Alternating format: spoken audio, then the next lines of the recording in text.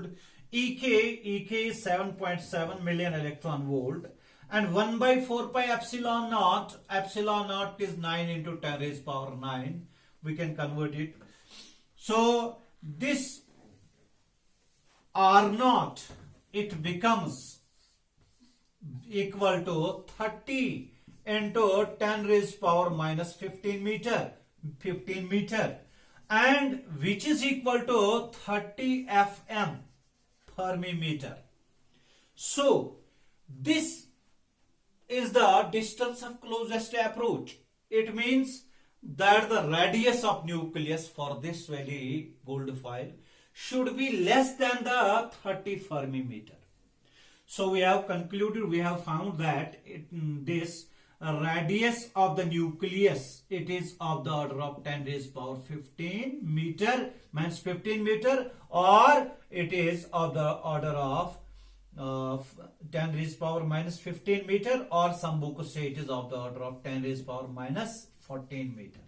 So 10 raised power 14 meter means 14 meter से लेके 10 raised power minus 15 meter तक radius of nucleus हम estimate कर सकते हैं from the distance of closest approach.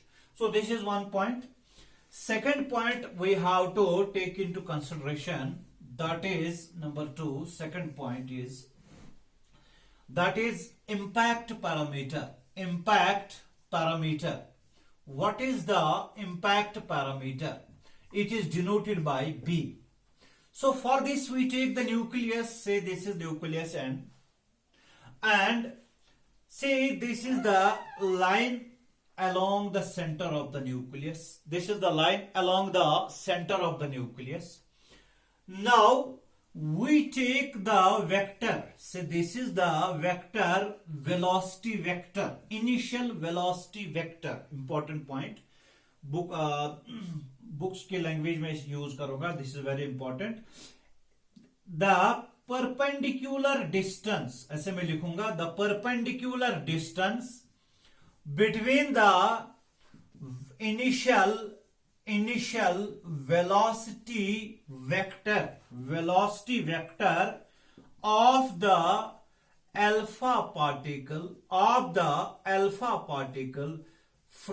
the line of, from the center or line of nucleus is called impact parameter.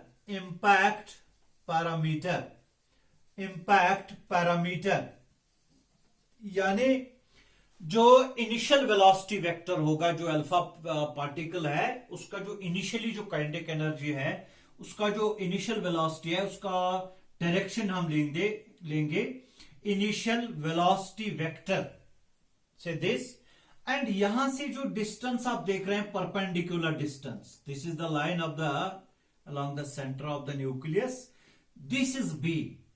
जब ये nucleus के पास पहुंचेगा, it will deviate here. So this is not B, it is R naught, distance of closest approach. This is B. Often we get confused between R0 and B.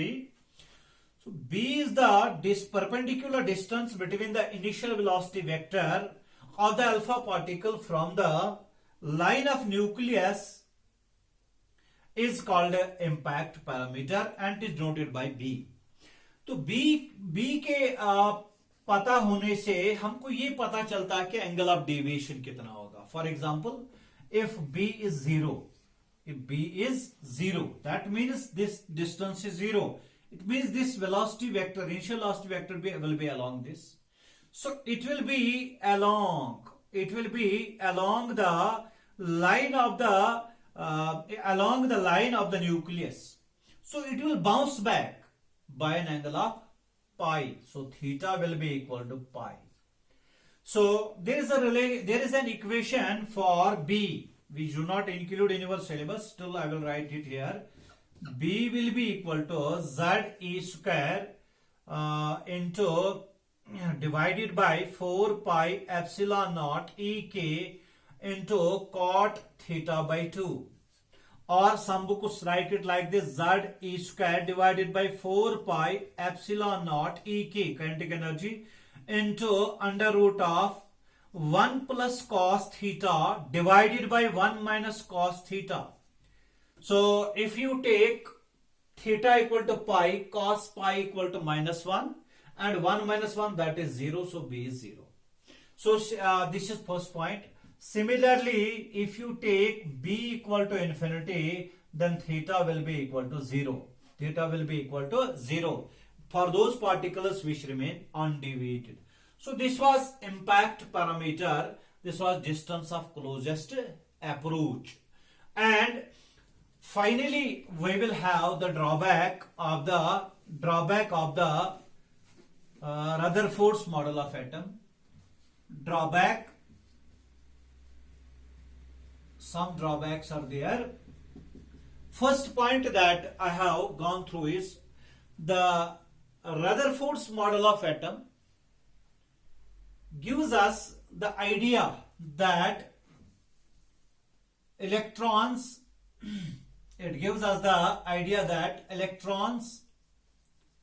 revolve around the nucleus in any circular orbit. दो points इसमें इसने बताए Rutherford ने. एक तो ये nucleus के इर्द गिर्द रिवॉल्व कर रहा है, it is revolving round the nucleus. तो मैक्सवेल ने अपने हिसाब से इसको ये बताया कि अगर इलेक्ट्रॉन रिवॉल्व कर रहा है, उसकी जो थ्योरी है इलेक्ट्रोडायनेमिक्स थ्योरी, उस हिसाब से अगर एक्सेलरेटेड चार्ज होगा, accelerated charge that emits continuously radiation emit करेगा, या radiation means energy. इलेक्ट्रॉन जो रिवॉल्व करता है न्यूक्लियस में, वो तो एक्सेलरेटेड चार्ज के एग्जांपल है, वो चार्ज है, एक्सेलरेटेड चार्ज है. So this point should apply there. So it should continuously emit radiation. That means it should continuously emit radiation, means its energy should decrease. When it is in the outer orbit, it should decrease this energy and come in the second and the first, and finally it should fall into the nucleus. It means that the stability of the nucleus should not be there, but we say that there is a nucleus, electrons are revolved, they do not fall into the nucleus, so they are stable. But how this stability is explained, it was not given in the Rutherford's model, because it was against the Maxwell's concept of electrodynamics. So this was the drawback. Rutherford could not explain the stability of the nucleus. Second point is that he said that in any circular orbit, this point was negated, because as you go through this Bohr's model, you will see that there the energy emitted is in discrete values. That means line spectrum should be there. Line spectrum.